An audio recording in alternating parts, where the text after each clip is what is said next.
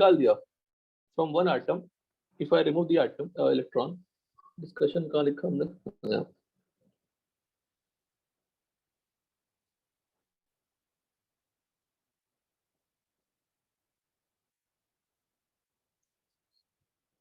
अगर एक कोई एटम है ए प्लस है, मुझे बताइए किसका जेड इफेक्टिव ज्यादा होगा? सर ए का। ए का क्यों? सर ए का। सर इलेक्ट्रॉन लॉस हो जाएगा तो सर वो जो रिपल्सिव फोर्स है वो कम हो जाएगा ना। तो रिपल्सिव फोर्स कम हो जाएगा तो अट्रैक्टिव फोर्सेस बढ़ जाएगा ना, और अट्रैक्टिव फोर्सेस बढ़ जाएंगे तो किसका ज्यादा होगा? ए प्लस का। फिर आपने ही अपना जो एक्सप्लेनेशन है वो, जो सही एक्सप्लेनेशन दिया आपने पर आंसर गलत बताया। सब लोग ध्यान दीजिए। तो किसी, अब आपको हार्दिक लर्न क्या करनी है, अब यहाँ पे जो बहुत काफी है, if you remove electron Z effective क्या हो जाती है? बढ़ जाती है। Z effective will increase. yes sir. अगर मैं वही ए और ए माइनस से कंपेयर करूं, किसका जेड इफेक्टिव ज्यादा होगा? सर ए का। ए माइनस से कैसे बच्चा? इलेक्ट्रॉन दिया मैंने, इलेक्ट्रॉन ले रहे। न्यूक्लियस में क्वेश्चन ज्यादा नहीं तुम पूछोगे, तुम सब सुनोगे ध्यान से। यहाँ पे इलेक्ट्रॉन्स है आउटर मोस्ट में, बीच में इलेक्ट्रॉन्स हैं, कुछ इलेक्ट्रॉन्स हैं। ये न्यूक्लियस इस इलेक्ट्रॉन को अपनी तरफ पुल कर रहा है, ये इलेक्ट्रॉन्स क्या कर रहे हैं? सर उसको रिपेल कर रहे हैं। रिपेल कर रहे हैं। तो नेट अट्रैक्टिव फोर्स क्या होगी? इसका अट्रैक्शन देखिएगा, इसका अट्रैक्शन को डिनोट करते हैं जेड से, इलेक्ट्रॉन्स के रिपल्शन को डिनोट करते हैं सिग्मा से। अब सिग्मा क्या होता है नॉट इंपॉर्टेंट, इलेक्ट्रॉन्स के रिपल्शन को डिनोट करते हैं सिग्मा से, न्यूक्लियस के अट्रैक्शन को डिनोट करते हैं जेड से। तो नेट अट्रैक्शन क्या होती है? Z minus sigma, Z minus sigma. यही जेड इफेक्टिव है, इफेक्टिव न्यूक्लियर चार्ज। जेड होना चाहिए था, पर सिग्मा क्या था? रिपल्शन वाला पार्ट। तो अट्रैक्शन में रिपल्शन वाला पार्ट कम कर दें तो नेट अट्रैक्शन कम हो जाएगी।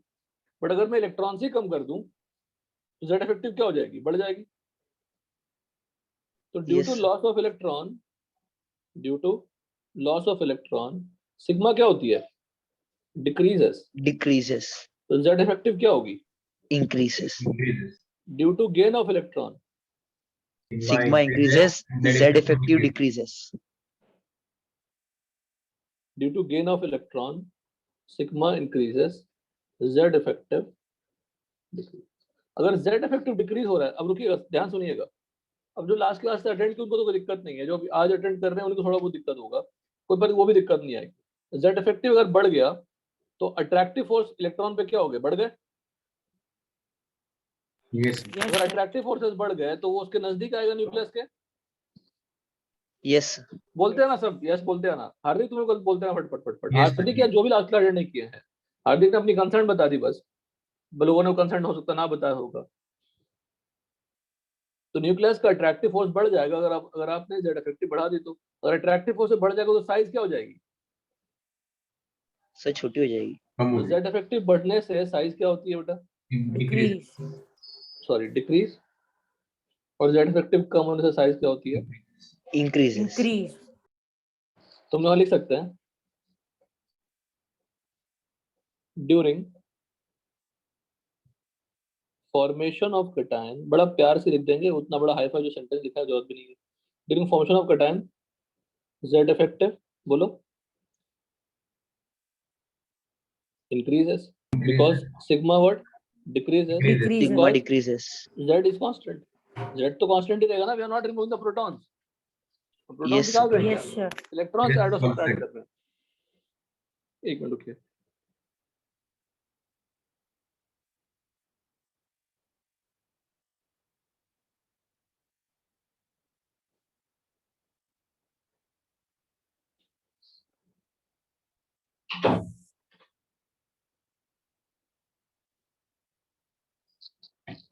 ठीक है। During formation of cation z effective increases because sigma decreases because z is constant, है ना। साइज क्या हो जाएगी? डिक्रीजेस। तो आप दूसरा स्टेटमेंट खुद से लिख पाएंगे क्या? हमेशा मैं During reverse formation set of करता हूँ। anion, Z effective decreases, size decreases, size increases, and increases, sigma and increases, Z is constant. नहीं, सिग्मा और जेड का रिजल्ट क्या है? जेड इफेक्टिव, है ना? Sigma increases, Increases, Z is constant, constant. तो रिजल्ट क्या है? तो जेड इफेक्टिव का formula Z Z effective. Minus sigma. ठीक है, ये हो गया, लिखिए फटाक से नोटबुक पे, जल्दी लिखिए। तो सर Na एक बड़ा है बार Na प्लस बड़ा केमिकल है? ट्विंस को रिपीट कर सकते हो? यस यस बिल्कुल, बोलिए। Na बड़ा है या Na प्लस बड़ा है? Sir Na plus. Sir, Na plus plus बड़ा है. जब आप ऐसे आंसर देते हैं इतने एक्सप्लेनेशन के बाद, तो आप ये प्रूव करते हैं कि हम नहीं सोचते हैं सर। Sir, Na बड़ा है. मतलब आपके सामने पूरी एक्सप्लेनेशन लिखी हुई है, पर पता नहीं आपको कौन सी ट्रेन पकड़नी है, कितना फास्ट आंसर देना है, या फ्लाइट पकड़नी है, जो भी पकड़नी है। आपके सामने सर पूरी डिस्कशन लिखी हुई है, पूरी डिस्कशन, पूरा डिस्कशन, उसके बाद भी आप गलत आंसर कर रहे हैं। Na से Na प्लस बनेगा तो जेड इफेक्टिव क्या होगी? किसका जेड इफेक्टिव ज्यादा होगा? Na प्लस का। Na plus का तो साइज क्या हो जाएगी? डिक्रीज होगी. बस, तो you know the explanation, still you are not giving the answer because you have to catch the train very fast. पता नहीं कौन सा जगह जाना है, कौन सी जगह घूमने जाना है। रश क्यों करना है आंसर के देने में? Take your time. बताइए, लिख लीजिए, पहले कंप्लीट करिए। सर ऊपर स्क्रॉल कर सकते हो? ऊपर क्या था? हाँ ऊपर भी ठीक है, फास्ट लिखिए जल्दी। कैसे भी हमें पहुंचना है, आज थर्सडे है, सैटरडे, आज मंडे तक आई थिंक हो जाएगा, खींच सकते हैं सर। जो सर ने वो पढ़ाया था क्या आपको, नोमेनक्लेचर हायर एलिमेंट्स का, 100 से ज्यादा एलिमेंट्स का, जो एटॉमिक, मतलब क्या बोलते हैं उसको, उसका नेमिंग सिखाना कि नेम जैसे होता है लिथियम पोटेशियम, ऐसा नहीं। यूपीएससी नेमिंग सिखाया था सर ने? No sir. हाँ तो वो No, सिखा sir. देते हैं, कुछ नहीं है, वो बहुत आसान है। फटाक से लिखिए, जल्दी लिखिए, सब सिंपल सिंपल चीजें। Chapter is very easy, very very easy chapter, no numerical solving, nothing. Drastic change from atomic mole redox से। Sir, how many pages should I give? You don't leave anything, don't नहीं है, उसको आप बाद में लिख सकते हैं, कोई फर्क नहीं पड़ता। अब मैक्सिमम चाहे तो 2-3 पेज छोड़ दीजिए, कोई दिक्कत नहीं है। ठीक है sir.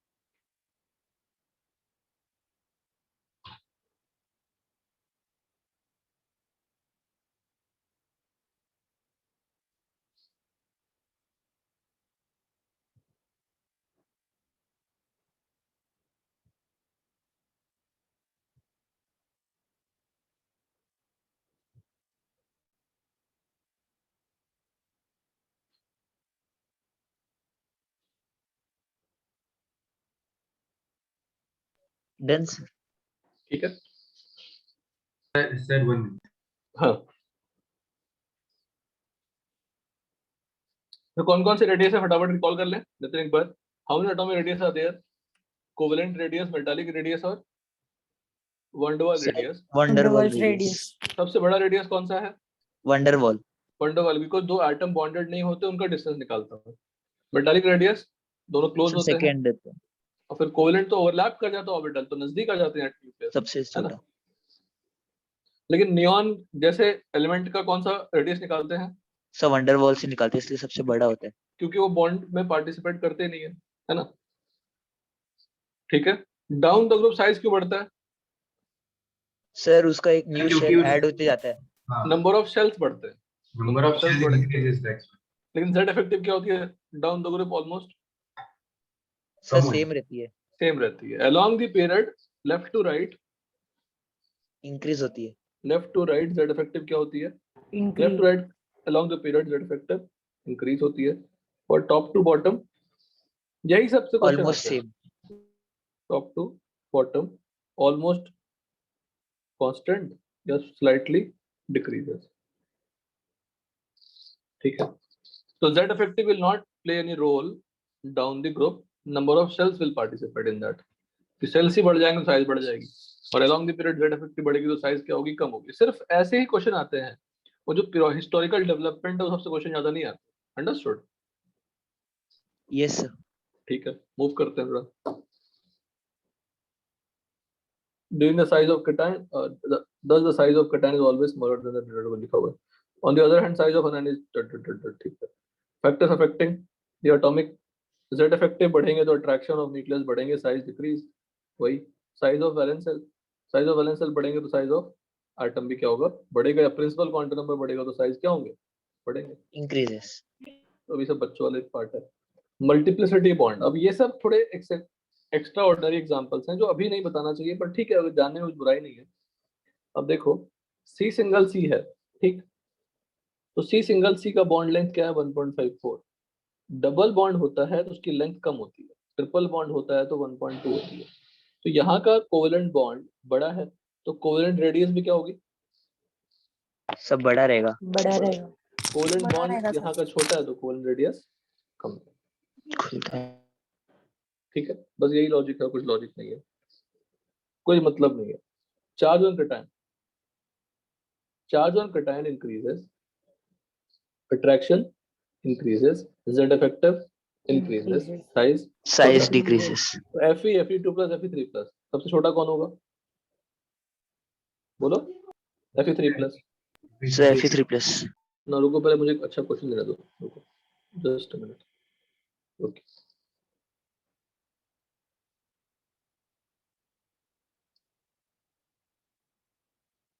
Na plus Mg2 plus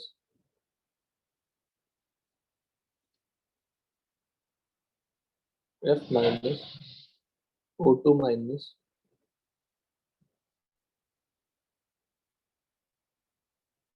इन सभी को किस तरह का स्पीशीज कहते हैं?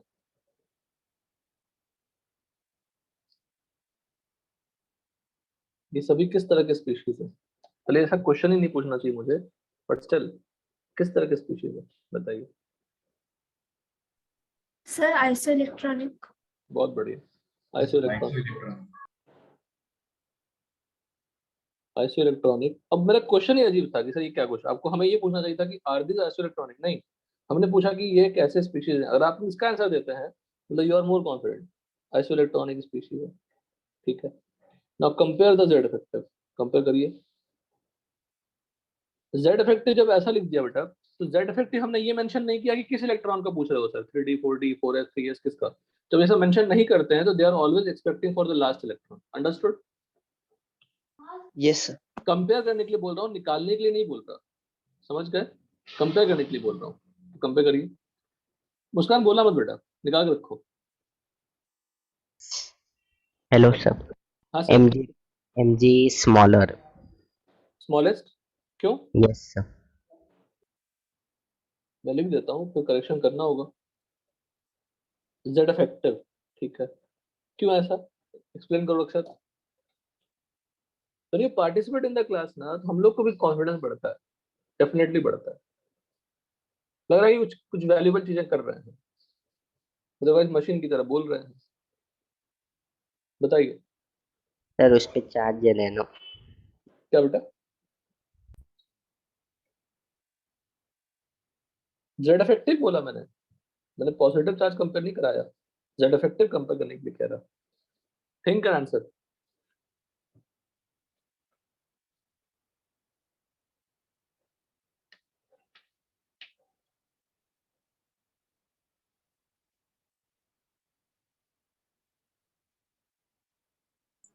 सर जो Z इफेक्टिव होता है it increases along the period. तो वो एक्चुअली तो उल्टा होना slowly- चाहिए, Mg2 पॉजिटिव बड़ा होगा क्यों होना चाहिए बड़ा?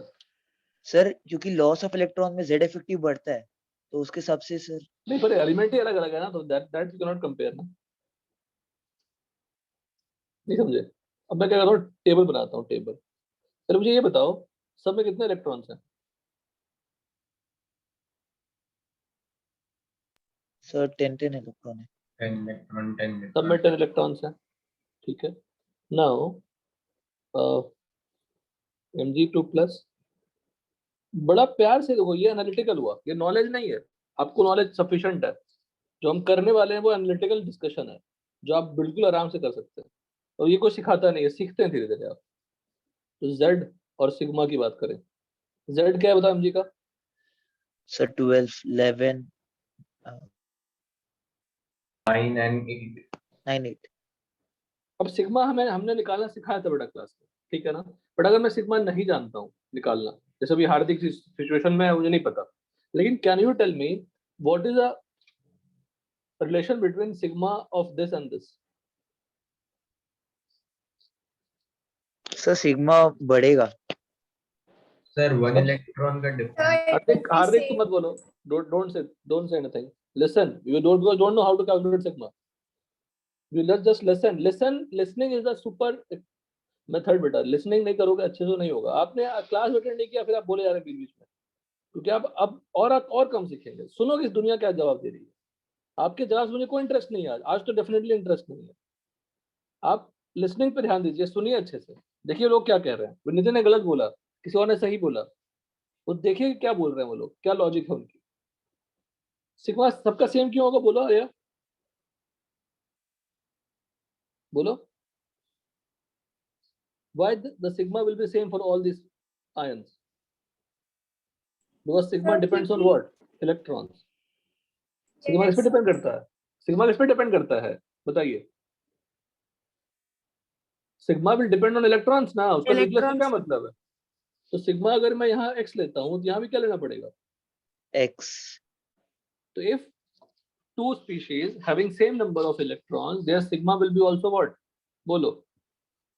Even Same. आपको लास्ट same क्लास में बताया भी था मैंने कि सिग्मा की कैलकुलेशन नहीं पूछते, तो आपको मैंने कराया है, तो you should know it. But कोई टेस्ट में नहीं पूछता, पूछ लिया तो गलत बेवकूफी है, लेकिन नहीं पूछते। तो सबकी वैल्यू सेम हो गई। अगर सबका सिग्मा, सबका नंबर ऑफ इलेक्ट्रॉन सेम है, मतलब आइसो इलेक्ट्रॉनिक स्पीशीज का सिग्मा क्या होता है? सर सेम होगा। Same. लिखिए सेंटेंस, लिखिए, iso electronic species have same sigma. Definitely we are expecting for the last electron, because the size will depend on the last electron.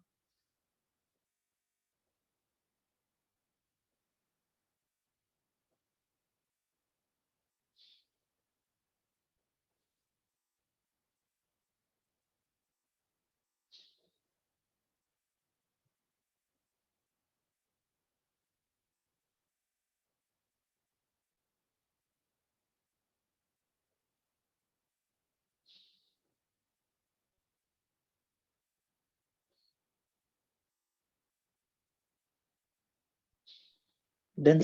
Done बेटा, ठीक है। तो सबका सिग्मा सेम। अब जेड इफेक्टिव बताइए। अब देखो तुम हार्दिक यहाँ पर अप्लाई कर सकते हो। जेड इफेक्टिव का फॉर्मूला क्या बताओ? जेड माइनस सिग्मा, यहाँ पे क्या लिखिएगा? 12 माइनस एक्स। फिर भी रिप्लाई मत करो, सुनो ध्यान से। 9 माइनस एक्स, 8 माइनस एक्स, किसका जेड इफेक्टिव ज्यादा?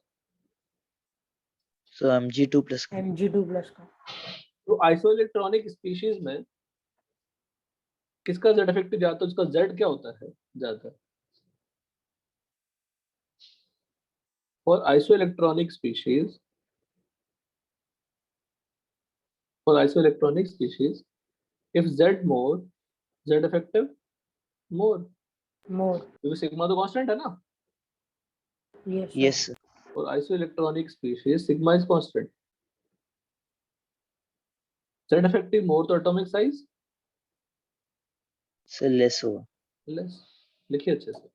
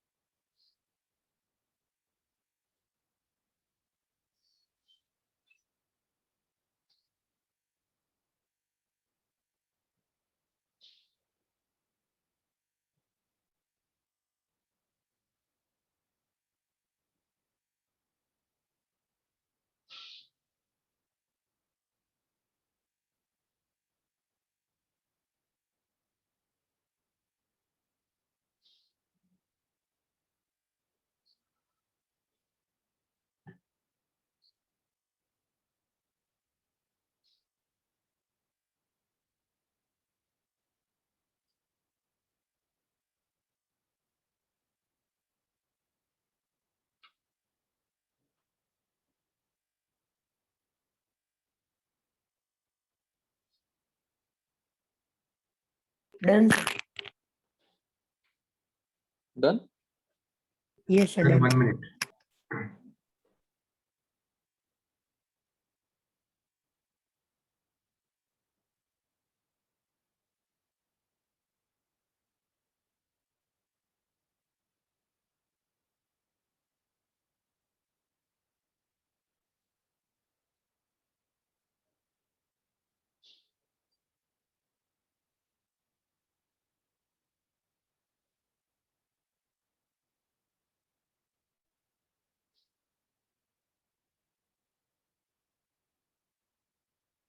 Sir, done.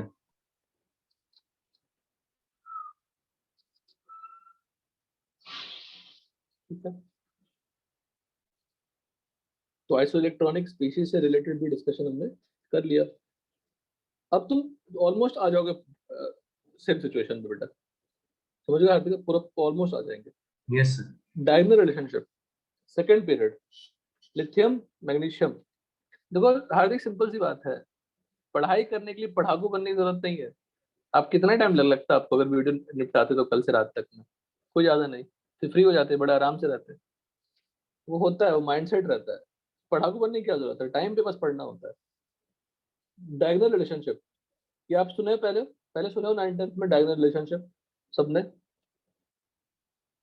नहीं सुने हो, ठीक है। No, sir. Within the yo, period or उसको मैं समझ गया। लिथियम के नीचे क्या आता है बताओ? सोडियम आता है। so sodium. बेरिलियम के नीचे क्या होता है? मैग्नीशियम आता है, बोरॉन के नीचे Magnesium. एल्युमिनियम आता है, कार्बन सिलिकॉन आता है। लेकिन लिथियम की साइज और मैग्नीशियम की साइज ऑलमोस्ट सेम होती है लिथियम आयंस की, अगर देखेंगे तो। क्योंकि डाउन दोनों जाने से साइज क्या होगा, बड़े. और ऐसे जाने से क्या होगा साइज, So decrease होगा. तो उनकी प्रॉपर्टी ऑलमोस्ट सिमिलर होती है। Sir, इसी को can you diagonal repeat again? इसी को डायगोनल रिलेशनशिप कहते हैं। Sorry, तो sir. Size can of you repeat lithium, Hardik बेटा समझ गया मैं, सुनो सुनो ध्यान से। लिथियम लिथियम और मैग्नीशियम की साइज ऑलमोस्ट क्या होती है बोलेंगे हम लोग? again? Same. Same. अच्छा, लिथियम बड़ा है या मैग्नीशियम बड़ा है? क्या होना चाहिए logically? Magnesium. So magnesium. Lithium lithium plus बड़ा है कि मैग्नीशियम 2 प्लस बड़ा है? Lithium Sir, plus lithium plus. लिखिए नोटबुक पे। तो लिथियम और मैग्नीशियम की साइज ऑलमोस्ट क्या होती है? सेम होती है। Actually diagonal relationship is not depend on only on the size, this is depend on charge upon size. तो चार्ज अपॉन साइज की वैल्यू अगर आप कंपेयर करेंगे तो ऑलमोस्ट, जब अगर वो सेम हो जाए तो उनकी प्रॉपर्टी भी क्या हो जाएगी? ऑलमोस्ट सेम हो जाएगी। प्रॉपर्टी सिमिलर होने का रीजन, प्रॉपर्टी जो सिमिलर हो जा रही है उसी को बोलते हैं diagonal relationship. So, sir, beryllium and aluminium and boron and silicon will be same inside. हाँ, अच्छा बताओ हार्दिक, क्यों बोले जरा बात को? अब आज तक इतना समझाया मैं, तुम सुनते बिल्कुल बात नहीं हो। I will ask you to stop talking the class. मैंने इतना समझाया कि सुनो आज की क्लास में, पूरा इतना समझाया। इतना समझाने के बाद भी आप ही आगे बोल रहे हैं, बाकी और नहीं बोल रहा। जिसको आज असाइन किया हुआ था क्लास में वो नहीं बोल रहे हैं कुछ। ईश्वरी का कुछ नहीं बोल रही है, पार्टिसिपेट ही नहीं कर रही है क्लास में, जबकि उनका पार्टिसिपेशन का काम है आज का क्लास का। और आपको मैंने साफ मना किया, सुनिए आज की पूरी क्लास में। पर हमें बोलना है सर, हम तो आदत है हमारी बोलने की। तो लिथियम और मैग्नीशियम के पास एरो बना हुआ है, तो बेरिलियम और एल्युमिनियम में भी एरो बना हुआ है। उनकी प्रॉपर्टी भी क्या होगी? सिमिलर होगी। बोरॉन और सिलिकॉन में भी प्रॉपर्टी क्या होगी? ऐसा नहीं कि सब प्रॉपर्टी सिमिलर हो जाएगी। मैग्नीशियम आपका अल्कलाइन मेटल है, लिथियम आपका अल्कली मेटल है, लेकिन प्रॉपर्टीज जो रिएक्शंस हैं, कंपाउंड्स का प्रॉपर्टीज है, वो क्या सिमिलर है। तो best example is what, if I tell you, जो समझाने के लिए जो मैं पहले भी समझा चुका हूँ, रिएक्शन में लिख चुका हूँ मोल कॉन्सेप्ट के टाइम पे। तो राइट दिस रिएक्शन Li2CO3, देखो ये पूरा पढ़ा चुका हूँ मोल कॉन्सेप्ट में। Li2O plus CO2 बनता है। But if you talk about Na2CO3 और K2CO3 और Rb2CO3, CS2O3, CO3, इन सभी को हीट करने से कुछ नहीं मिलता। और वही अगर मैग्नीशियम कार्बोनेट लेंगे तो मैग्नीशियम कार्बोनेट को हीट करने से MgO और MgO CO2। plus CO2. Plus CO2. तो लिथियम की प्रॉपर्टी किससे मैच कर गई? मैग्नीशियम से मैच कर गई, सोडियम से मैच ही नहीं करी। एक और जो सबसे इंपॉर्टेंट है पीरियोडिक टेबल में, जैसे हाइड्रोजन है, लिथियम है, सोडियम है, पोटेशियम, रुबिडियम, सीजियम है। ये आपका फर्स्ट पीरियड, ये सेकंड पीरियड, थर्ड पीरियड, तो आप देख रहे हो कि सेकंड पीरियड का जो एलिमेंट है वो थर्ड पीरियड से ऑलमोस्ट मैच नहीं करता, डिफर करता है, बट जो रिमेनिंग एलिमेंट है वो थर्ड पीरियड जैसे होते हैं। तो रिमेनिंग एलिमेंट को सिमिलैरिटी लाने के लिए कौन से रिमेनिंग एलिमेंट के लिए जो सिमिलैरिटी देख रहे हैं किसके साथ कंपेयर कर रहे हैं? थर्ड के साथ। तो थर्ड को बोलते हैं typical element, third period element को बोलते हैं टिपिकल एलिमेंट। क्यों बोलते हैं? बिकॉज थर्ड पीरियड का जो एलिमेंट है वो अपने रिमेनिंग ग्रुप एलिमेंट के साथ प्रॉपर्टी उसकी सिमिलर होती है, बट सेकंड के साथ उसकी प्रॉपर्टी सिमिलर नहीं होती है। तो third period element will be deciding the properties of remaining elements, not the second period, because second period is generally showing what? Diagonal relationship. It will showing what? Diagonal Diagonal relationship. Just write Diagonal everything, लिखिए, डाल दीजिए heading diagonal relationship. फिर आप कोशिश करो, देखो अगर आप कहोगे ना तो मैं ये हार्दिक हो गया, नितिन हो गया, इन लोग की इनको मैं अप्रिशिएट करूंगा कि क्लास में पार्टिसिपेट करते हैं, भले हमसे डांट खाते हैं फिर भी पार्टिसिपेट करते हैं। वो डांट इनके पॉजिटिव के लिए होता है, इनको हेल्प करने के लिए डांट होता है, लेकिन फिर भी पार्टिसिपेट करते हैं। तो ये पार्टिसिपेशन एक कम्युनिकेशन स्किल हो गई जो बहुत काम आएगी फ्यूचर में। अभी पढ़ने में कोई काम नहीं आएगा, लेकिन फ्यूचर में काम आएगी। It will be helpful to you. कोई पोलाइटली पूछ लेना, पोलाइटली बोल देना क्लास में, एरोगेंट नहीं होना, शांत रहना, ये सब कम्युनिकेशन स्किल हो गई आपकी। तो सब सीखिए इन लोगों से, सभी लोग सीखिए। एक तरह से ही आपको सिखाते ही हैं कि सब बोलिए, और इसलिए मैंने ये फंडा बनाया कि एक को कोर्स बनानी है। मुझे पता नहीं पहले क्यों नहीं आइडिया लगा ये। एक को बना दो कोर्स, उससे बात करो, उससे पूछते रहो, बीच बीच उसका नाम लो, मुझे पूरे बैच के नाम याद हो जाएगा। मैं ऐसा फैकल्टी हूँ क्लास में, आपके जितने भी बच्चे होंगे 50 हो 60 हो, सबका नाम याद रहता है। कोई ऑनलाइन में सामने रहते नहीं है तो याद ही नहीं होता, कोई 3-4 बच्चों का नाम होता है, अभी सबका ऑलमोस्ट याद हो जाएगा। कंप्लीट करिए, लिखिए इसको।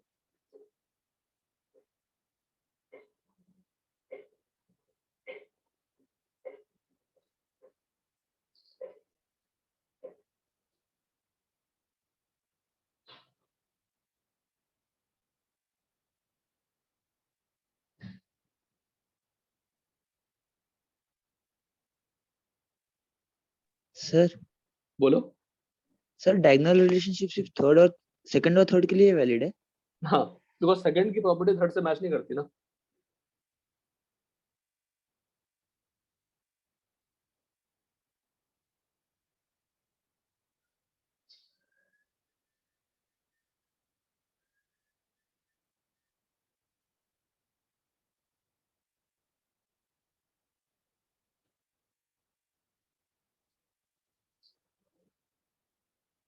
फिर से आपकी दिन भर टाइम टेबल बदलेगी दिसंबर में, मंडे वेडनेसडे फ्राइडे हो जाएगा।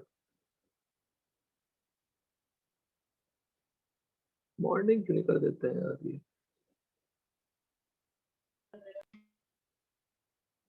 सर एक मिनट, वो पीडीएफ बता सकते हो?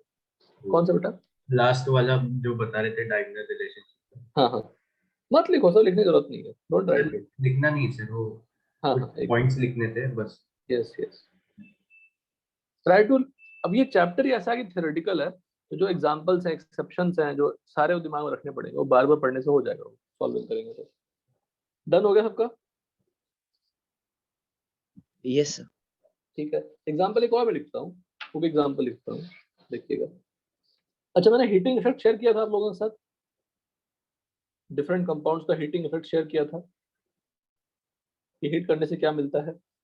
I will share that file and try to learn slowly सारे रिएक्शंस, धीरे धीरे धीरे धीरे आराम से। तो वो आपने पीडीएफ में शेयर किया था? हाँ हाँ, पीडीएफ पीडीएफ तो मतलब बुक किया था मैंने। मुझे बताओ, अगर थोड़ा बहुत भी याद होगा तो LiNO3 को हीट करने से क्या मिलता है? Sir Li2O plus Na2O and NO2 NO3 NO2 plus है वो। just would NaNO3 को हीट करने से क्या मिलता है? so I think so NaNO2 plus half O2 या O2। वही KNO3 को भी हीट करने से, नॉर्मल टेम्परेचर पे अगर हीट किया आपने, बहुत ज्यादा स्ट्रांगली हीट किया तो भी टूट जाएगा। फिर MgNO3 को हीट करने से क्या मिलेगा? MgNO3 ट्वाइस को magnesium oxide NO2 plus O2 और मैग्नीशियम थर्ड पीरियड का है, तो रिमेनिंग सभी एलिमेंट क्या होंगे? सिमिलर ही सेम। लिखो। पूरा पूरा पूरा पूरा डेटा ही दे दिया मैंने आपको हीटिंग इफेक्ट का, तो वहीं से आप सारे एग्जांपल देख सकते हैं।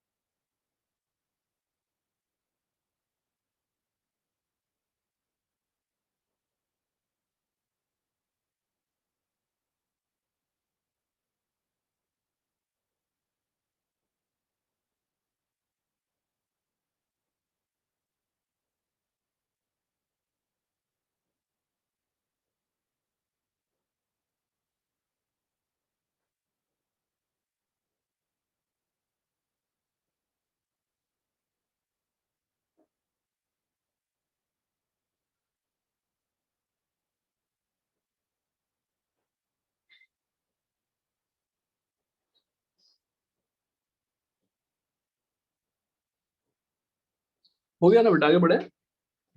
हाँ सर। Yes, sir. देखिए नेक्स्ट आयोनाइजेशन एनर्जी। देखो 4-5 प्रॉपर्टीज हैं, पहले आपको मैं बता दूं फिर से एक बार कि कैसे पढ़ेंगे पीरियोडिक को। पीरियोडिक टेबल से जितने क्वेश्चन आते हैं, ज्यादा क्वेश्चन आते हैं पीरियोडिक प्रॉपर्टीज से। जैसे एक साइज एक पीरियोडिक प्रॉपर्टी हुआ, प्रॉपर्टी डाउन रो बढ़ रही है, घट रही है, सिमिलर हो रही है, लाइक दैट। तो पीरियोडिक प्रॉपर्टीज से रिलेटेड क्या क्या पढ़ना होगा? फर्स्ट ऑफ ऑल डेफिनेशन पढ़नी होगी। कौन कौन सी प्रॉपर्टी, पहले वो भी लिख देता हूँ मैं। जेड इफेक्टिव था भी, मतलब बेटर तो मैं लिखूंगा एटॉमिक साइज से ही, तो जेड इफेक्टिव को यूज करते हैं इन सबको यूज एक्सप्लेन करने के लिए। सेकंड है आपका आयोनाइजेशन एनर्जी, तो थोड़ा बहुत हमने डिफाइन किया था एटॉमिक स्ट्रक्चर में भी। What is the ionization energy of hydrogen like atom? फटाक से बोलिए आंसर। नहीं बोल पाते हैं तो आप लोग बिल्कुल रिविजन नहीं करते, बुरा लगे तो अच्छी बात है। Ionization energy of H like species, क्या था फॉर्मूला? एच लाइक में एक ही एलिमेंट होती है ना, एक ही इलेक्ट्रॉन होती है, sorry.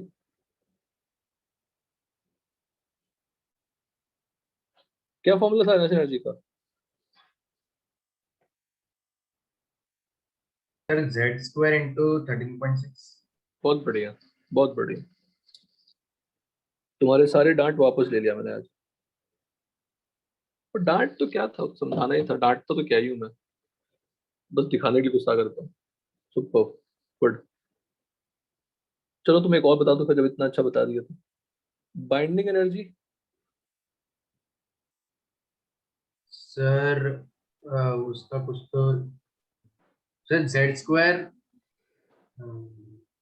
Upon N square into 13.6। Good यार, वेरी गुड। राइट है। सारी डांट वापस ले लिया बेटा मैंने, जो डांट की तरह मैंने किया होगा तो मैंने सारी वापस ले लिया। यस। बहुत बढ़िया। क्योंकि bond binding energy is defined for any orbit, what is binding energy किसी एक ऑर्बिट से इलेक्ट्रॉन निकालने का। तो अगर मैं फर्स्ट ऑर्बिट की बात करूं तो n की वैल्यू 1 पुट कर देंगे।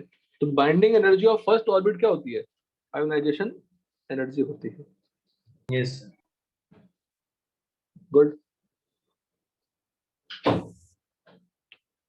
अब डेफिनेशन दो फिर तुम, एक भी कसर मत छोड़ो। अच्छा मैं आज आपने कुछ बोला भी था, डेफिनेशन दो आयोनाइजेशन एनर्जी का, कोशिश करो।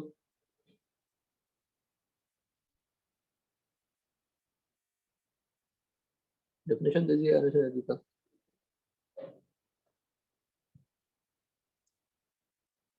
वो तो हम पढ़ाएंगे अभी, पर कोशिश कर लीजिए। Sir, removing electron तो from नाम से क्लियर है। तो पहले आप लोग की इंग्लिश इतनी अच्छी है तो आप नाम से पता कर लेंगे। आयोनाइजेशन मतलब आयन बनाना, इलेक्ट्रॉन निकालना। sir, removing electron from first orbit to infinity. First, हाँ हाइड्रोजन लाइक लिए फर्स्ट की बात कर सकते थे। Simply ionization energy to remove the loosely bonded electrons. तो अब मल्टी इलेक्ट्रॉनिक स्पीशीज में तो हम फर्स्ट ऑर्बिट नहीं बोलेंगे, जो आउटर मोस्ट ऑर्बिट होगा उसी से निकालेंगे ना पहले। अच्छा Yes, ठीक है, जाएंगे अंदर से निकाल लेंगे, फर्स्ट सेल सेकंड सेल से धीरे धीरे निकालेंगे। फर्स्ट Outer निकालेंगे orbit से आउट आउट से वैलेंस सेल से निकालना स्टार्ट करेंगे। Very good. Ionization energy. Next है electron gain enthalpy. Electron gain enthalpy. Sir, can you explain this enthalpy? अरे पढ़ाया ही कहाँ अभी, अच्छा, कुछ नहीं पढ़ाया, कुछ sir, I नहीं। thought कि आपने last class में पढ़ाई. एटॉमिक साइज तक पढ़ाया बेटा, Okay. कुछ नहीं पढ़ाया। इलेक्ट्रोनेगेटिविटी सब प्रॉपर्टीज है। ये सभी प्रॉपर्टी से रिलेटेड आपको जाननी क्या क्या, देखिए डेफिनेशन जाननी है, फैक्टर्स जानने हैं, अफेक्टिंग फैक्टर्स अफेक्टिंग जाननी है इनको, कौन कौन फैक्टर अफेक्ट करते हैं। ट्रेंड्स जानना है, ट्रेंड्स का मतलब left to right top to bottom जाएंगे तो क्या होगा, और एक्सेप्शन जानना है। बस सबसे रिलेटेड, सबका पैटर्न बिल्कुल सेम है, left to right top to bottom, ये कुछ बोलना है। कोई फैक्टर अफेक्टिंग है, वही जेड इफेक्टिव, वही साइज, वही नंबर ऑफ सेल्स, वही बार बार यूज होगा। तो मोर और लेस आपको यही काम करनी है और चैप्टर खत्म हो जाएगी। ये पार्ट लिखिए नोटबुक पे। Sir, ये IE और BE ये सब लिखा है. हाँ लिख दो ना, सब लिख लो ना। वो तो याद ही, तुम लिख के क्या करोगे, याद ही है। तो ये सर जिन्हें नहीं लिखना लिखा है, तो चल जाएगा. हाँ। ठीक है sir.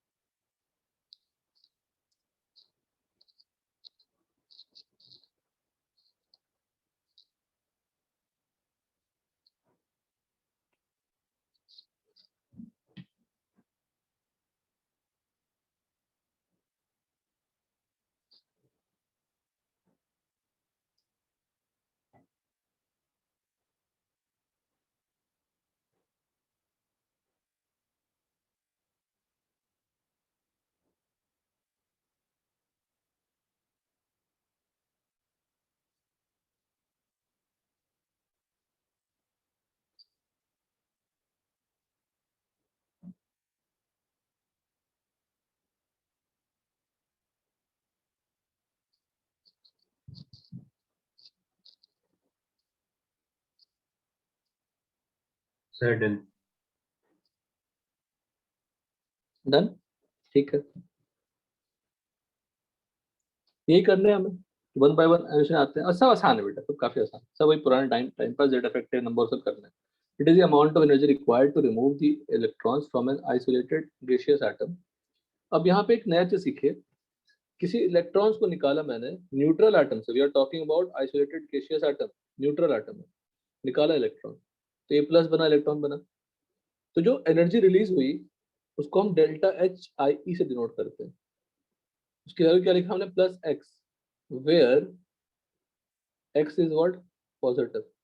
जब डेल्टा एच आई की वैल्यू, डेल्टा एच की वैल्यू मैं लिख देता हूँ पहले नोट्स में, फिर समझाता हूँ। डेल्टा एच को बोलते हैं एंथैल्पी ऑफ रिएक्शन,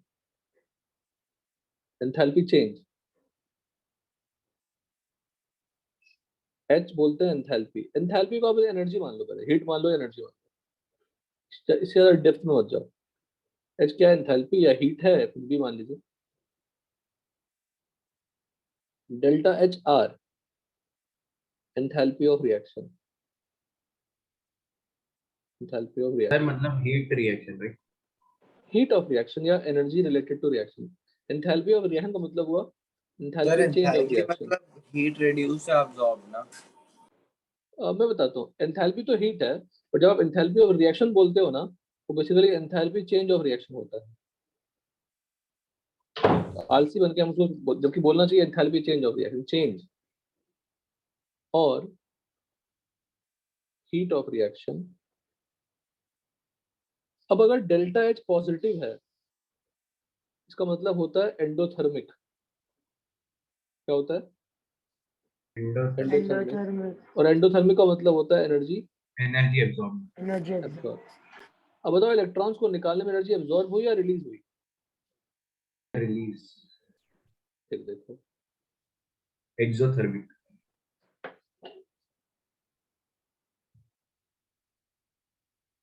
ये एनर्जी रिलीज, रिलीज। ये जनरलाइज्ड फॉर्म है। अब इस डेल्टा एच को हम जहां भी यूज करेंगे, ये बिल्कुल ये जो डिटेल्स लिखे हैं वही अप्लाई होगी, डोंट राइट एनीथिंग। देखिए, अब ए से इलेक्ट्रॉन निकाला, एनर्जी एब्जॉर्ब हुई, क्या लिखा है, रिक्वायर्ड। रिक्वायर्ड का मतलब क्या होता है, एब्जॉर्ब। सिस्टम ने एब्जॉर्ब किया, रिक्वायर्ड था उसको तो उसको उसने एब्जॉर्ब किया, तो डेल्टा एच आई क्या हो गया, पॉजिटिव। तो it's a what is ionization of neutral atom, it's a endothermic process. It is measured in electron volt per atom. अगर एक एटम की बात करोगे तो इलेक्ट्रॉन वोल्ट होगा, और 1 मोल एटम से इलेक्ट्रॉन निकाल रहे हो एक एक सबसे, तो किलोजूल पर मोल होगा। अब बताओ, और कौन बताएगा, अनिकेत तुम बताओ, what is the relation between electron volt per atom and kilojoule per mole? Vedika तुम बताओ, what is the relation between, Vedika और अनिकेत दोनों में से कोई बताइए, पूछना चाहिए मुझे वेदिका से सिर्फ, but try to participate. What is the relation between 1 electron volt per atom and kilojoule per mole? मतलब इलेक्ट्रॉन वोल्ट, एक एटम को 1 इलेक्ट्रॉन वोल्ट दिया, तो 1 मोल ऑफ एटम्स को कितने मिलेंगे? बताइए क्या रिलेशन है?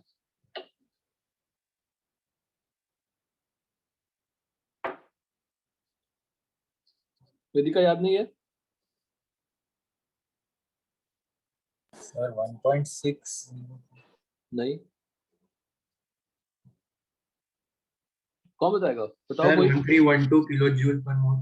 नहीं, गलत, दैट इज 13.6 को कन्वर्ट करते हैं, sorry 13.6 sir, electron volt. 96 point something, very good, 96.5। 96.4। तुम्हारा सब पुराना डांट भी वापस ले लिया, 96.4 या 96.5 किलोजूल पर मोल। 13.6 होता तो 13.1 उसको 13.6 में 1312 करो, 1312 मल्टीप्लाई कीजिएगा तो 132 आएगा। Please revise people, notes revise करिए, आपकी सारी मेहनत कोई काम की नहीं है अगर रिवाइज ही नहीं किया आपने तो। रेगुलरली पढ़ते रहिए।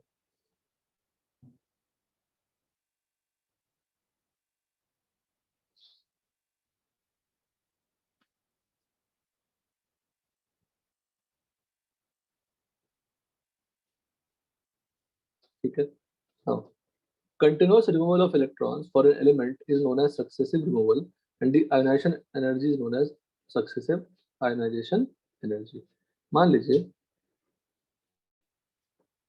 एक एग्जांपल समझाते हैं सोडियम का।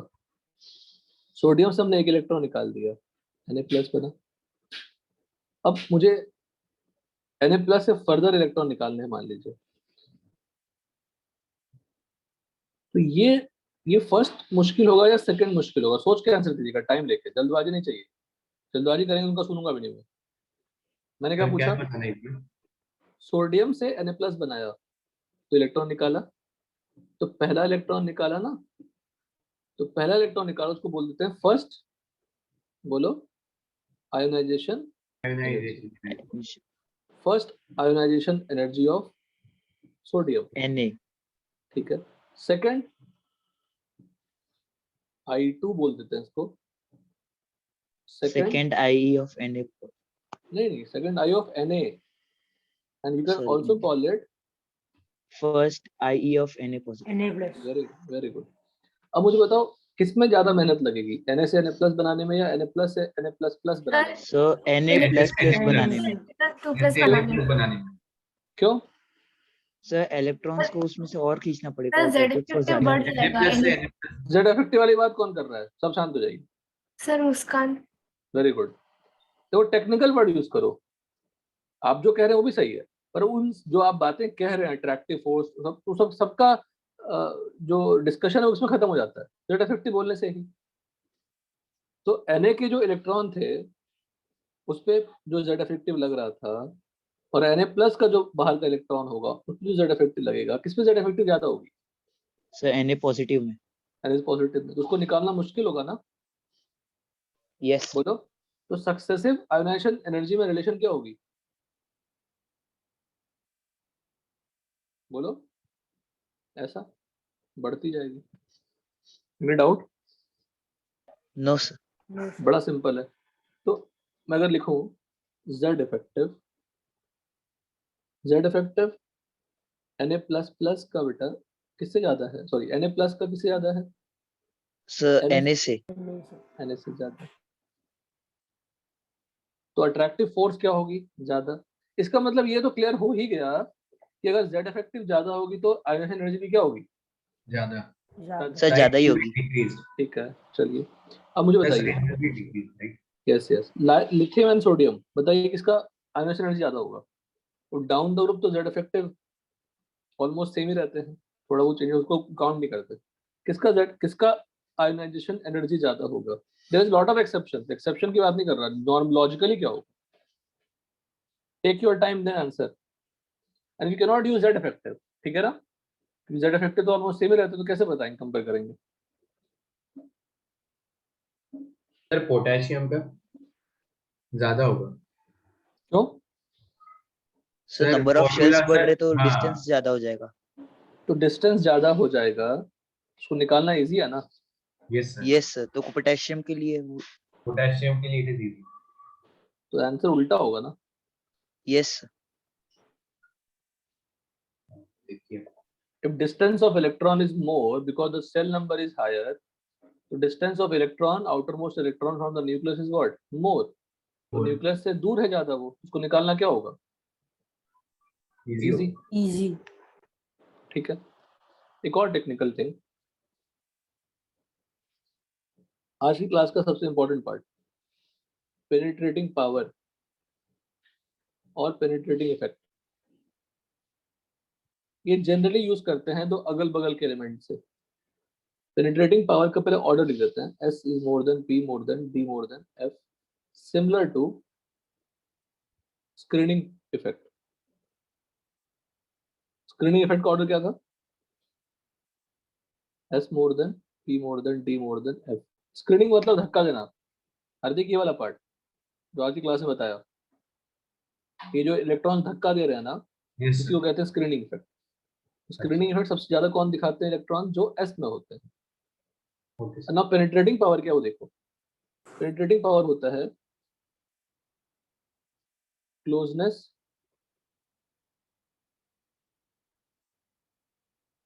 दो टेक्निकल टर्म ऐड किया हमने, closeness of N orbital towards nucleus. ज्यादा क्लोज कौन है? एस। अगर मैं सेम शेल की बात करूं, एस और पी दोनों में प्रेजेंट है इलेक्ट्रॉन्स, कहां से निकालना आसान होगा? पी से। पी से, बिकॉज एस क्लोजर है न्यूक्लियस के, यस तो न्यूक्लियस अट्रैक्टिव ज्यादा फोर्स तो है। It is easier. बस, तो ये भी समझ में आ गया। तो ये सब रहने दीजिए, हम आगे मूव करते हैं। तो continuous removal of electron with successive I is always increasing, समझा दिया मैंने आपको। From successive I values we can predict the number of valence shell electrons of the corresponding element. हाँ, ये थोड़ा टफ है, पर इस पे न्यूमेरिकल पक्का आते हैं, क्वेश्चन पक्का आते हैं। आप समझिएगा, आराम से समझिए, डेटा देखिए पहले। एक्स कोई एलिमेंट है बेटा, ठीक है, उसका एक इलेक्ट्रॉन निकाला तो 800 किलो जूल पर मोल लगा, मतलब अगर उसको आप इलेक्ट्रॉन वोल्ट बदल लो। I2 मतलब सेकंड इलेक्ट्रॉन निकालो तो 1427, डेफिनेटली ज्यादा होता है, ज्यादा है। Yes sir. I3 और ज्यादा। और और ज्यादा है। I4 it will increase. Check the data, increase तो है, तो डेटा में वेरिएशन देखो ना, इसमें डिफरेंस देखो, कॉन्जुगेटिव में डिफरेंस देखो, पर यहाँ पे डिफरेंस देखो। सर I4 में हाँ इट इज। कैसा डिफरेंस है? Sir I4 is decrease. Decrease? Increase है क्या क्या डबल। क्या क्या बोल रहे इंक्रीज हो? लेकिन बहुत ज्यादा। इंक्रीज नहीं है, इंक्रीज नहीं बोलेंगे उसको, क्या बोलेंगे? इंक्रीज। अरे डबल। सो एक पर्टिकुलर वैल्यू से वो बढ़ रहा है। फिर तुम गलत सलत बोल रहे हो। 800 से 1427 में डिफरेंस कितनी है बताओ? अराउंड 600। 1427 में 2670 क्या डिफरेंस है? अराउंड 1400। 2670 25547 में कितना डिफरेंस है? बहुत ज्यादा डिफरेंस है, यस सर। तो बहुत ज्यादा इंक्रीज हो गया ना सडनली। अभी Yes, धीरे sir. धीरे बढ़ रहा था, पर सडनली I4 इतना ज्यादा क्यों हो गया? क्या रीजन हो सकता है, ऑलमोस्ट सोचो। 20,000 के आसपास। बहुत ज्यादा, 20,000 बढ़ गया। अभी तो 800 900 1000 बढ़ रहे थे, 200 बढ़ गए, तो बढ़ गया सीधे डबल। डबल नहीं, बहुत ज्यादा ही बढ़ गया। क्यों ऐसा? क्या रीजन हो सकता है, कहानी बनाइए। ऐसा क्या हो गया उसमें? अब उस एलिमेंट में ऐसा क्या हो गया? मैं ढक देता हूँ, तुम हिंट ले सकते हो, तुम इंटेलिजेंट तो हुई। बोलो, ऐसा क्या हो गया उस एलिमेंट में? उस एलिमेंट का ऐसा क्या कंस्ट्रक्शन है कि फोर्थ इलेक्ट्रॉन निकालने में इतनी ज्यादा मुश्किल आ गई? सो वो शेल का एनर्जी डिफर करेगी ना। वो हमें थोड़ी पता है, हमें थोड़ी पता है कि एक्स के अंदर क्या सिस्टम है, ना एटॉमिक नंबर पता है, कुछ भी नहीं पता है सर कि एटॉमिक इलेक्ट्रॉन सर कॉम्पोजिशन। मोर। क्या फर्क पड़ता है, मोर से 4 भी क्यों चेंजेस आया, थर्ड भी चेंजेस क्यों नहीं आया? सर वो प्रोटॉन सेम रहेगा, इलेक्ट्रॉन डिक्रीज हो जाएगा तो कॉन्ट्रैक्शन और डिक्रीज हो, तो अरे आप जितना समझ रहे हैं, तो यही सब जब आंसर देते हैं आप बिल्कुल सोचते नहीं है, सब आंसर बकवास है। क्यों खराब है? क्योंकि 1 से 2 गया, 2 से 3 गया, 4 में ऐसा क्यों हुआ, थर्ड में ऐसा क्यों नहीं हो गया? आप जो आंसर दे रहे हैं उसमें कहाँ मैच करा कि थर्ड होना चाहिए या फोर्थ होना चाहिए? सेकंड में क्यों नहीं हो गया? एक इलेक्ट सब में तो एक एक प्रोसेस में इलेक्ट्रॉन से निकाल रहे हैं ना। 1 इलेक्ट्रॉन निकाले, 2 इलेक्ट्रॉन निकाले, 3 इलेक्ट्रॉन, 4 में ऐसा क्या तकलीफ हो गई? वो तकलीफ थर्ड में क्यों नहीं आई उस एलिमेंट में? ठीक है, वाई के एलिमेंट को देखो, चलो वाई में इलेक्ट्रॉन वोल्ट पर एटम में देखते हैं। बेटा बताओ, यहाँ भी बढ़ा, यहाँ पे 11.27 होगा, सॉरी यहाँ पे 11 पॉइंट क्या होगा, 27। कितने का बड़ा होगा बताओ? 6 का बड़ा होगा। Yes sir almost. यहाँ Yes, से यहाँ sir. पे, पर यहाँ देखो almost more than 30। Almost 4 times हो गया ना, सीधे approximately 4 टाइम्स। 40. 40 हो रहा है। ये डबल हुआ, यहाँ पे 4 टाइम्स हो गया ऑलमोस्ट। पर यहाँ पे ऐसा हुआ क्या? No sir. No sir, no उधर सर, डिक्रीज उतना कम 17 कम हुआ थोड़ा। इंक्रीज तो हुआ ही है, इंक्रीज तो लेकिन हुआ ही है, बाय लिटिल लेकिन वैल्यू। हाँ, पर ऐसा क्यों हो रहा है बताइए? सोचिए, और कुछ मत बोलिए, तब 5 मिनट सोचिए कि क्या ऐसा कंस्ट्रक्शन होगा उस एक्स वाई एलिमेंट का कि ऐसा सिचुएशन हो रही है। This will give you 2 3 questions like this, बड़े आराम से हो जाएगा।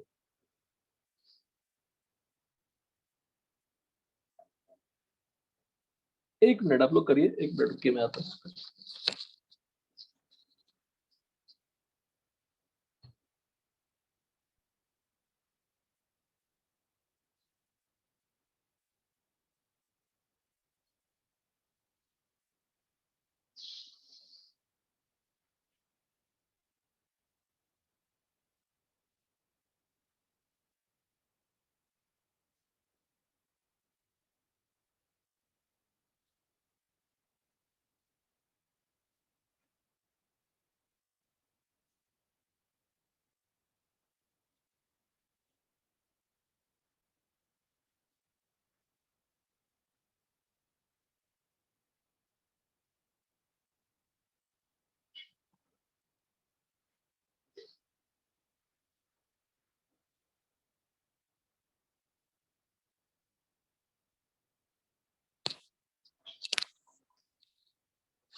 हाँ बताइए, थिंक, सोचो क्या चक्कर है।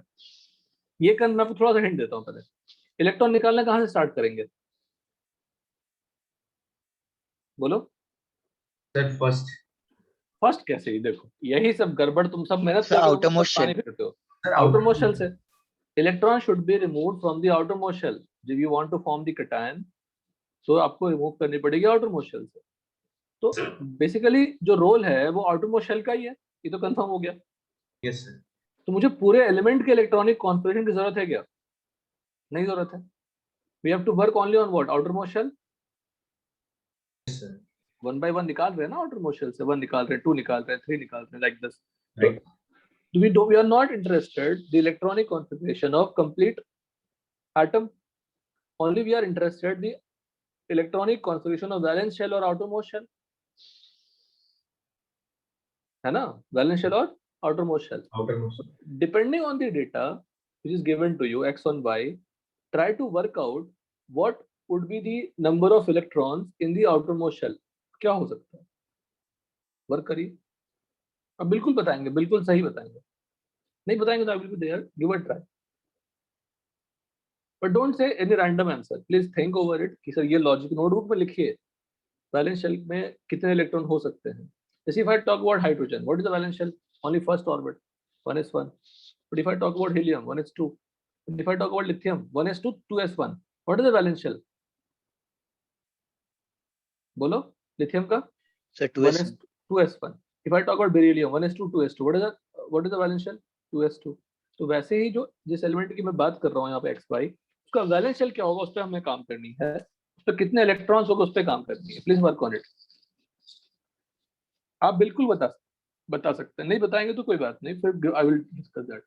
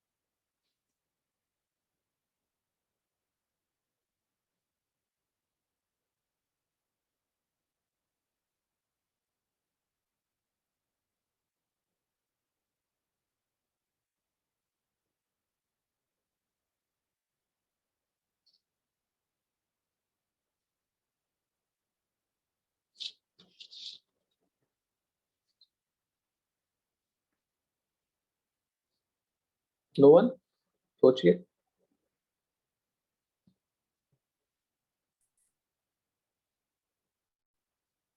देखिए मैं एक एलिमेंट लेता हूँ, एल्यूमिनियम लेता हूँ एलिमेंट, इसकी इलेक्ट्रॉनिक कॉन्फ़िगरेशन क्या है। So 1s2, 2s2, 2p6, 3s2 and 3p1. PP1, ठीक है, एनी डाउट, बोलो। वही मैं नियॉन लेता हूँ, 1s2 2s2 2p6, यही है। नियॉन के आउटर मोस्ट में बताओ कितने इलेक्ट्रॉन्स हैं। So 8 electron. 8 इलेक्ट्रॉन्स क्या होती है, Octet state.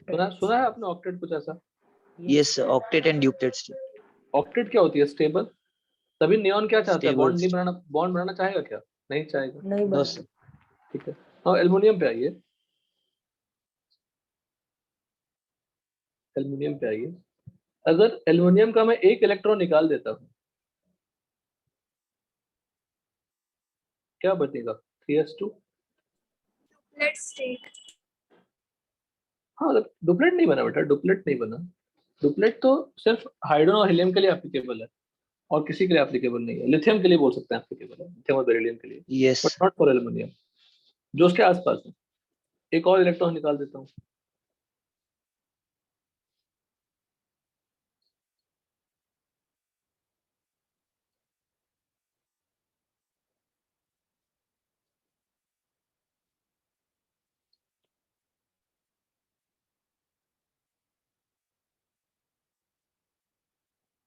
ठीक है, एक सिचुएशन है।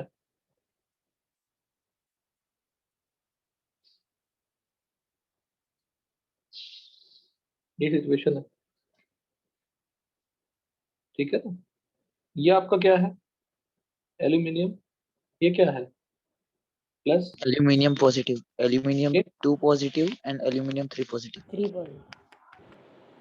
ठीक है। अब एल्युमिनियम 3 पॉजिटिव किसके जैसा है बताओ, बोलो। सर नियॉन जैसे है। नियॉन जैसा है, मतलब ये स्टेबल है। Yes sir. Yes sir. Stable से इलेक्ट्रॉन निकालना क्या होगा, सर हार्ड होगा। हार्ड होगा। Any doubt. No sir. No sir. तो इससे ये बनाने में कौन सा लगा, I1। I1 I1 I2 I2 I3 I2 किसका, I3 एल्युमिनियम का। Are you getting it. Aluminium और एल्यूमिनियम पॉजिटिव। और I1 ऑफ एल्युमिनियम और I3, I3 of aluminium. I3 of aluminum but I1 of aluminium 2 plus, but है ना, I1 of aluminium 2 plus और I2 of Al plus, कुछ भी बोल सकते हैं। ठीक है, डन यहाँ तक। Yes. Yes sir. yes sir अब देखो, तो जब मैं एक इलेक्ट्रॉन निकाल दिया एल्युमिनियम से, क्या वो स्टेबल बना क्या, नहीं, नॉर्मली था। No sir. No, sir. एक और बनाया तो तभी नॉर्मल था, एक और निकाल दिया तब भी नॉर्मल था, बस जैसे फोर्थ इलेक्ट्रॉन निकालने जाऊंगा वो मैं किससे निकालूंगा, इनर्ट गैस। नियॉन क्या है, aluminium inert gas. Inert gas.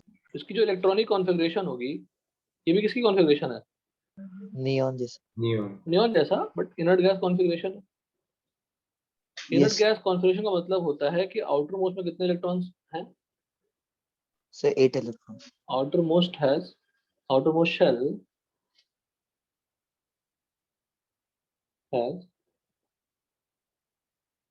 8 electron.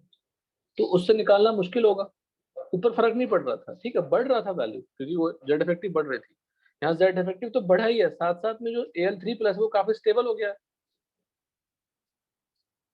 Al3 plus काफी, बोलो, स्टेबल हो गया है। स्टेबल Stable हो गया है। तो उससे इलेक्ट्रॉन निकालना क्या होगा, मुश्किल सर हार्ड होगा। hard हार्ड होगा। तो वो बता रहा है कि अगर अगर कोई सक्सेसिव आयोनाइजेशन एनर्जी में अगर कोई बहुत ज्यादा वैल्यू लग रही है, मतलब वो क्लियर है कि कहाँ से निकाल रहे हैं आप, सर स्टेबल स्टेट से निकाल लो इसको। स्टेबल स्टेट से निकाल रहे हैं। तो फर्स्ट 3 नॉर्मल थे, फोर्थ बहुत ज्यादा है, मतलब आउटर मोस्ट शेल में कितने इलेक्ट्रॉन थे, सर 8 इलेक्ट्रॉन थे। नहीं नहीं, स्टार्टिंग में कितने इलेक्ट्रॉन थे, सर 8 + 3। नहीं आउटर मोस्ट बच्चा, आउटर मोस्ट वैलेंस शेल की बात कर रहा हूँ। Sir 3 electron. 3 electrons this is valence shell, again I am repeating, aluminium is having 3 valence electrons, 3 valence electrons. एक निकाला एनर्जी लगी, दूसरा निकाला एनर्जी लगी, थर्ड निकाला एनर्जी लगी, और जब फोर्थ निकालने गया तो स्टेबल ऑक्टेट से निकाल रहा हूँ, एनर्जी बहुत ज्यादा लग रही है। ये क्लियर कट कह रहा है कि कितने वैलेंस इलेक्ट्रॉन्स थे उसके पास। सर फोर्थ को निकालने में दिक्कत हो रही है तो कितने वैलेंस इलेक्ट्रॉन्स होंगे, सर 8 8 बोलो। फोर्थ को निकालने में दिक्कत हो रही है तो सबसे स्टार्टिंग में जो लिया मैंने उसमें कितने वैलेंस इलेक्ट्रॉन्स थे, 3 सर 3। 3। अगर थर्ड निकालने में दिक्कत हो रही है तो पहले सबसे पहले कितना वैलेंस इलेक्ट्रॉन्स था, सर 2 रहेगा सर। 2 2 ऑब्वियसली। अगर फर्स्ट निकालने में दिक्कत हो रही है बहुत ज्यादा तो या तो वो सर डुप्लेट होगा, वो आइदर इनर्ट गैस रहेगा। आइदर वो डुप्लेट होगा या तो ऑक्टेट होगा, simple. Helium is what duplet ना, helium inert gas. yes sir. Hello, It तो will अगर be सेकंड difficult. अगर सेकंड निकालने में दिक्कत हो रही है, अगर सेकंड आई बहुत ज्यादा है, वेरी हाई, तो नंबर ऑफ वैलेंस इलेक्ट्रॉन्स कितने हैं? so 1 है Sir, 1।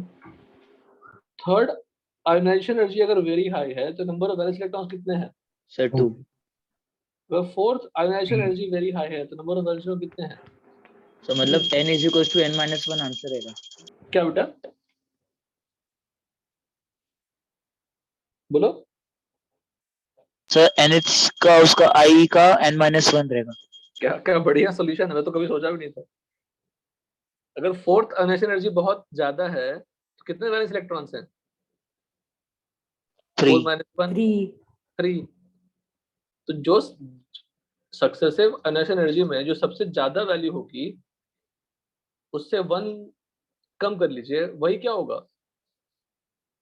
Valence number of valence electron number of number valence. Of valence electrons. Check the sir वो नोट। गलत था क्या बेटा? अरे गलत क्या था, बहुत सुपर था। गलत क्या था? मैंने कभी ऐसा सोचा नहीं, जबकि मैं ऐसे छोटे ट्रिक ढूंढता हूँ, आपने आज बता दिया। तो I4 बहुत ज्यादा है तो नंबर ऑफ वैलेंस इलेक्ट्रॉन्स कितने हैं? 3 सर 3 अब फर्स्ट से सेकंड गए तो ज्यादा जंप नहीं हुआ, पर सेकंड से थर्ड गए तो बहुत ज्यादा जंप हो गया। यस सर यस सर कितने वैलेंस इलेक्ट्रॉन्स हैं? 2 सर 2 बताइए, कितना प्यारा तुमने सॉल्यूशन दे दिया। Yes, sir. Yes. है ना? बहुत अच्छा, बहुत ही प्यारा सॉल्यूशन। Yes, sir.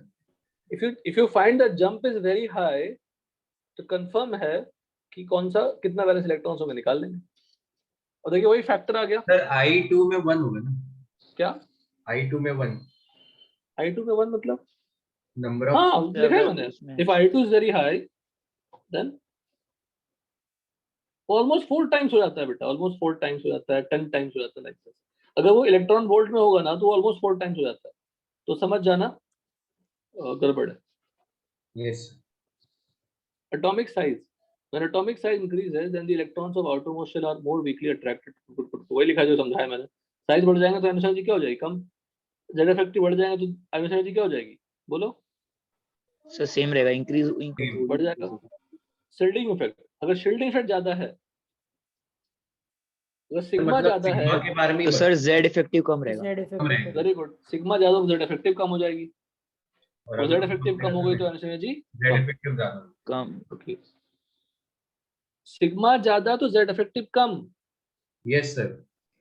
और जेड इफेक्टिव कम तो Sigma आयोनाइजेशन ज्यादा. सिग्मा एनर्जी ज्यादा ज्यादा सिग्मा कहाँ से हो गया? अरे उल्टा नहीं बोलना है, पहले बोल दिया सिग्मा ज्यादा तो जेड इफेक्टिव कम। अब रिजल्ट क्या बोलना है आयोनाइजेशन एनर्जी के बारे में? वो क्या हो जाएगी? कम हो जाएगी। कम हो जाएगी. कम ionization energy is more for half filled and full filled orbital due to their stability. अब देखो ये यूनिक एग्जांपल है।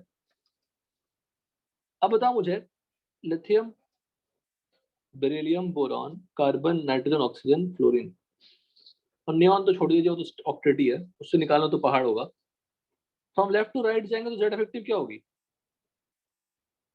ज्यादा। सर इंक्रीज होगी Increase होगी. तो आयोनाइजेशन एनर्जी क्या होना चाहिए? सर इंक्रीज होगी ये ट्रेंड है, ये होना चाहिए। अगर ये होना चाहिए क्वेश्चन में आएगा तो कोई दम है क्वेश्चन? बताओ जरा। No, sir. नो सर दिक्कत कब आएगी? जब बकवास जैसा एक्सेप्शन पूछ लेंगे। यस तो एक्चुअल क्या होता है? एक्चुअली में एनओ में देखा जाए तो O is less than NO होता है, एन होता है।